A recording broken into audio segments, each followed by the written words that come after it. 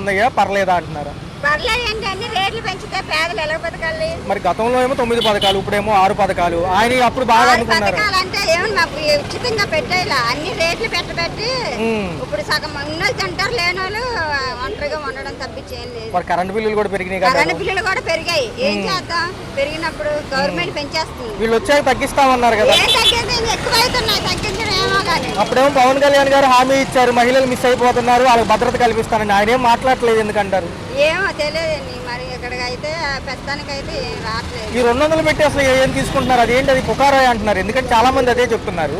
అసలు వాళ్ళు చెప్పారా ఏమన్నా? నిజం లేదు కదా, దాంట్లో నిజం లేదు, ఏం లేదు, అన్ని పుకారు మాటలు అంటున్నారు. అవి నిజమా మరి ఏంటో అర్థం. మరి ఇటు అమ్మకు వందనం, తల్లికి వందనం అని చెప్పి అన్నారు. అదే వచ్చిందాకా నమ్మకాలు లేవు, మరి ఏంటో మరి వస్తేనే నమ్మకం. జనవరి నుంచి ఏమన్నా అమలు అవుతాయి అంటారు అసలు కనీసం?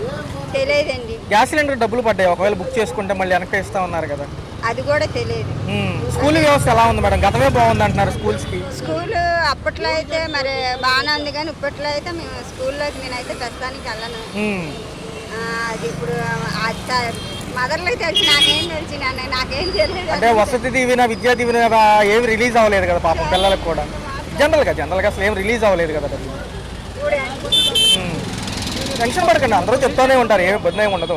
మీ బాధలు చెప్పుకోండి, ఇబ్బంది ఏమి ఉండదు. నా బాధలు ఏమున్నాయి, రేట్లు తగ్గించమంటున్నా పేదలకి. ఓకే ఓకే, నా బాధలు ఏమున్నాయి చెప్పండి. పేదలు అల్లాడిపోతుంటే నాకు ఏం చేద్దాం, ఉన్నది అంటున్నారు, లేనేమో పస్తులు అంటున్నారు. రేట్లు పెంచే కొద్దీ మరి ఏం చేయమంటారు? తక్కువ చేయాలంటే ఎవరు చేశారు కదా, అంత గవర్నమెంట్ ద్వారానే జరుగుతున్నాయి మొత్తం. ఈ ప్రభుత్వంలో వచ్చే పనులు ఉన్నాయా? ప్రభుత్వం అంటే పనులు ఏమున్నాయా అని ఏం తెలుసండి. Right madam, right. ఇంతకు ముందు మెయింటెనెన్స్ కి వీటికి ఇప్పుడు ఎంత అవుతున్నాయి ఖర్చులు? అన్ని పెరిగిపోయినాయి రేట్లు.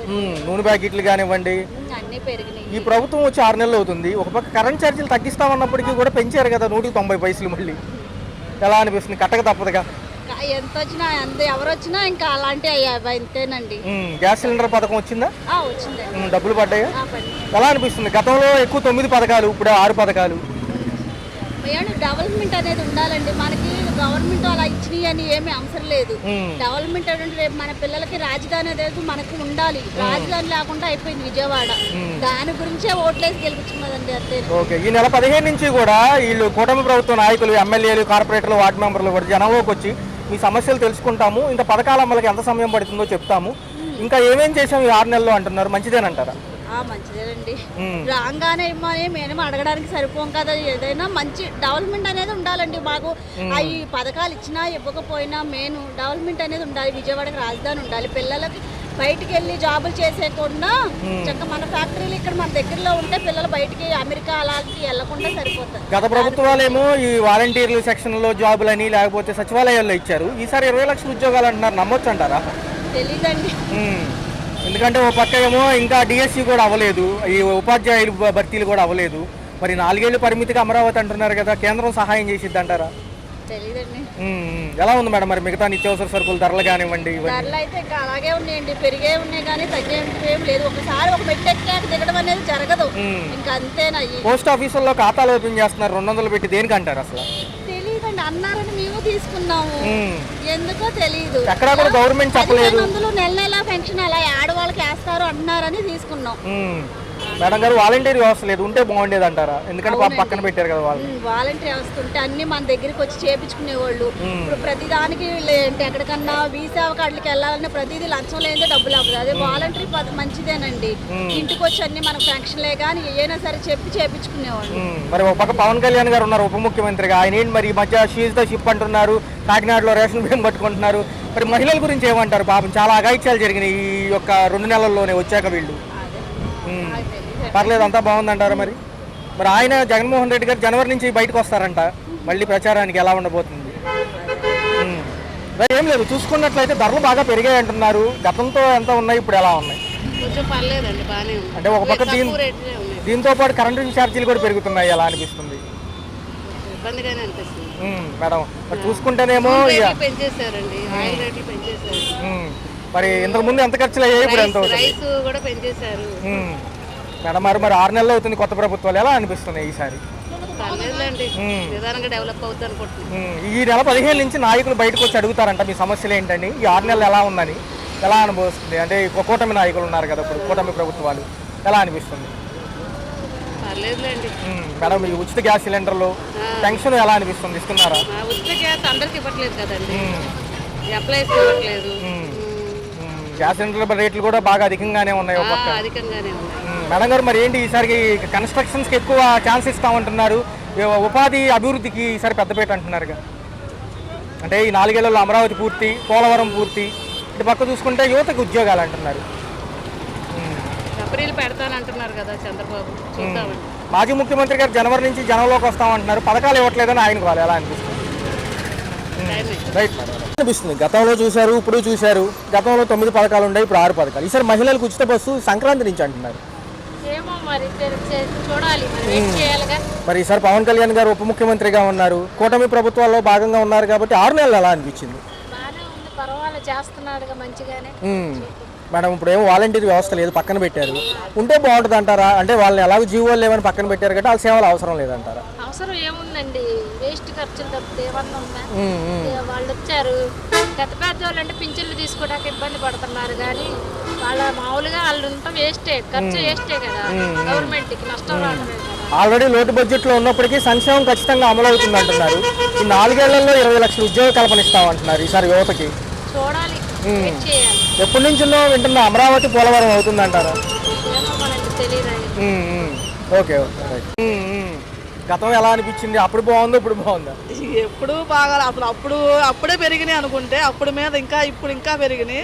అసలు మార్కెట్కి రావాలంటేనే ఇప్పుడు 500 తీసుకొచ్చాము, కనీసం 2 సంచులు కూడా మేము ఒక అర కేజీ తీసుకెళ్తున్నాం. ఈ కూటమి ప్రభుత్వం వచ్చే గ్యాస్ సిలిండర్లు అన్నారు, ఏమైనా వచ్చిందా లబ్ధి? గ్యాస్ సిలిండర్ వచ్చిందండి, గ్యాస్ ఒక్కటి వచ్చింది తప్ప అసలు ఏమనేది కరెక్ట్ గా లేదు. సామాన్యుడు అయితే బతకడానికి అయితే చాలా భయపడే పరిస్థితి. బియ్యం పెరిగిపోయినాయి, నూనె కూడా పెరిగిపోయింది, కూరగాయలు పెరిగిపోయినాయి. ఒక రోజు వంట 2 పూట్ల కూర వండాలంటే కనీసం 150 రూపాయలు అవుతుంది. మరి అసలు సామాన్యుడు బతకాలంటే ఏదైనానండి, సామాన్యుడు బతకాలంటే చిన్న ఈ అవసరాలు కొంచెం తగ్గిస్తే ఏ రీతిగానే బతుకుతాడు. వీళ్ళు 6 నెలలు అవుతుంది వచ్చి. వీళ్ళు ఏమంటారంటే ఈ నెల 15 నుంచి కూడా నియోజకవర్గ వార్డు మెంబర్లు, నాయకులు ప్రజల్లోకి వచ్చి సమస్యలు ఏంటో తెలుసుకుంటారంట. రెండో విధం ఏంటంటే ఇప్పుడు వరకు ఏం చేసామో కూడా చెప్తానంటున్నారు. ఎలా అనిపిస్తుంది? ఏమండి, ఇప్పుడు రైతు బజార్ ఉంది, నేనే చెప్తున్నాను, నేను ప్రత్యేక సాక్షిని. ఇప్పుడు ఒక స్టోర్లోకి వెళ్తే బోర్డు ఒక రేట్ ఉంటుంది. మేము ఎన్నిసార్లు కంప్లైంట్ చేసాం, సరిగ్గా ఎవరికి మేము చేయాలో కూడా తెలియట్లేదు. మేము ఏమన్నా అంటే ఇప్పుడు 5 రూపాయలు ఒక కేజీకి పెరిగింది అనుకోండి, మేము అడుగుతాము, మా ఇష్టం అంటున్నారు. అదేమంటే ఆఫీసులో చెప్తే ఆ ఒక్కరోజే ఇలాగ మేము ఈ దగ్గర నా జీవితంలో ఇప్పుడు 45 సంవత్సరాలు ఎన్నిసార్లు కంప్లైంట్ చేసినా కూడా పట్టించుకునే వాళ్ళు లేరు రైతు బజార్లో. ఇంతకుముందు గవర్నమెంట్ తరఫు నుంచి ఏదైనా సహాయం కావాలంటే పెన్షన్ కావాలంటే వాలంటీర్లు ఉండేవాళ్ళు, వాళ్ళు తీసేశారు. మరి వాళ్ళు ఉంటే మంచిదంటారా? వాలంటీర్లు అనేది ఉన్నప్పుడే బాగుంది. ఎందుకంటే ఏ విషయమైనా ఇప్పుడు ఒక వ్యక్తి ఇంట్లో ఒక మనిషిలాగా ప్రతి సమస్య చెప్పుకునేవాళ్ళు. ఇప్పుడు డైరెక్ట్ గా ఎమ్మెల్యే దగ్గరికి వెళ్ళలేరు కదండి సామాన్యులు. ఎమ్మెల్యే దగ్గర కానీ ఏ అధికారుల దగ్గరికి సామాన్యుడు వెళ్ళలేడు. సామాన్యుడు సమస్య తెలుసుకుని ఈ వాలంటీరే తగిన వేరే అధికారుల దగ్గరకు కానీ వాళ్ళ సమస్య ఏంటనేది ఎవరి దగ్గరికి తీసుకెళ్లాలో వాళ్ళు ఉన్నప్పుడు బాగుంది. ఇప్పుడు వెళ్ళిన సచివాలయం వెళ్ళమంటారు, సచివాలయంలో ఏం చేస్తారు? ఏదైనా పథకాలు వస్తే మేము చేయటమే తప్ప మేము ఇవన్నీ మాకు తెలియదు అంటున్నారు. గ్యారెంటీగా అదే చెప్తున్నారు. గత ప్రభుత్వ నాయకులు కూడా, మాజీ మంత్రులు, ముఖ్యమంత్రి గారు జనవరిలో వస్తారంట బయటికి. 3 డేట్లు చెప్పారు, 11, 21 ఈ నెల, వచ్చే నెల 3 వరకు కూడా ఈ విద్యార్థులకు ఫీజు రీఎంబర్స్మెంట్, తర్వాత అమ్మకు వందనంకు సంబంధించి ఇవన్నీ వీటిని ఏమని ప్రశ్నిస్తామంటున్నారు. మరి ఎలా ఉండబోతుంది?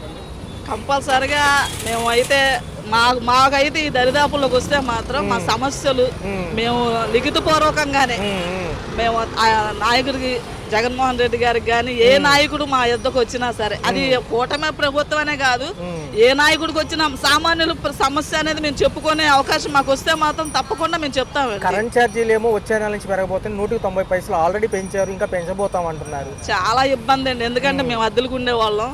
ఇప్పటికే మాకు ఒక నెలకు వచ్చి 1000 రూపాయల బిల్లు వస్తుంది. ఇప్పుడు పెరిగిందంటే మాకు అద్దె వచ్చి 5000. ఇవి సామాన్యుడి మీద ఎంత భారం పడుతుందంటే నిజంగా ఎవరికి ఇబ్బంది లేదు కాదని సామాన్యుడిగా ఇబ్బంది.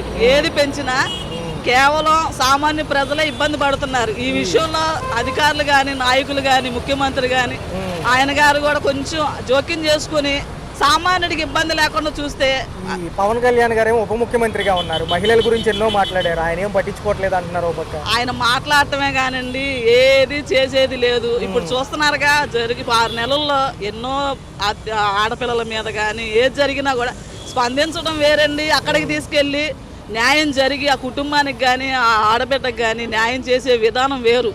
ఇప్పుడు గత నాయకులు చూసుకుంటే ఆ విషయంలో మేము చూసాం. ఎందుకంటే మేము ప్రత్యక్షంగా వెళ్ళలేకపోయినా న్యూస్లో కానీ మేము చూస్తున్నాం. ఎందుకంటే నాయకులు వెళ్ళి వాళ్ళకి సహాయం చేయటం కానీ ఆ చేసిన వ్యక్తుల్ని దండించడం కానీ ఖండించడం కానీ చేశారు.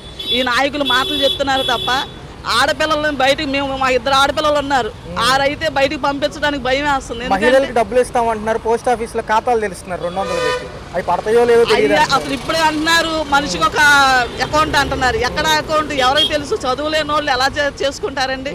ఇప్పుడు మీరు పథకం పెట్టారు, ఇదివరకు జగన్మోహన్ రెడ్డి గారు ఉన్నప్పుడు మీకు అర్హులు అయితే ఆధార్ కార్డు రేషన్ కార్డులో ఉంటే చాలు అన్నారు. ఇప్పుడేమో పాన్ కార్డు అంటారు. పాన్ కార్డు చదువులేని వాళ్ళకి కానీ చాలా మందికి వ్యక్తులు లేరు. పాన్ కార్డు అసలు ఎలా చేయాలో కూడా తెలియదు చాలా మందికి. ఎలాంటి పథకాలన్నిటికీ ఇప్పుడు మీరు పథకం ఇస్తే మీరు రేషన్ కార్డులో ఉంటే ఉన్నట్టు కాదండి, ఆధార్ కార్డు ఉంటే ఉన్నట్టు కదా. మళ్ళీ వేరే అనేది పెట్టడం అనేది కూడా కరెక్ట్ కాదు. ఈ విషయంలో కూడా కొంచెం నాయకులు మీరు ఆలోచించి, సామాన్యులు ఇంకొంటారు, చాలామంది లేనోళ్ళు ఉంటారు, చదువు లేనోళ్ళు ఉంటారు, ఇలాంటి విషయాలు కూడా తెలియని వాళ్ళు ఉంటారు. ఇలాంటివి కూడా కొంచెం వాళ్ళ దృష్టికి తీసుకువెళ్తే వాళ్ళు ఏదన్నా సామాన్యులకు న్యాయం జరిగే రీతికి ఈ పథకాలు ఇస్తే నిజంగా సంతోషమండి, చాలామందికి ఉపయోగపడతాయి. ముఖ్యంగా ఆడవాళ్ళకైతే చాలా భారం తగ్గినట్టే అయింది.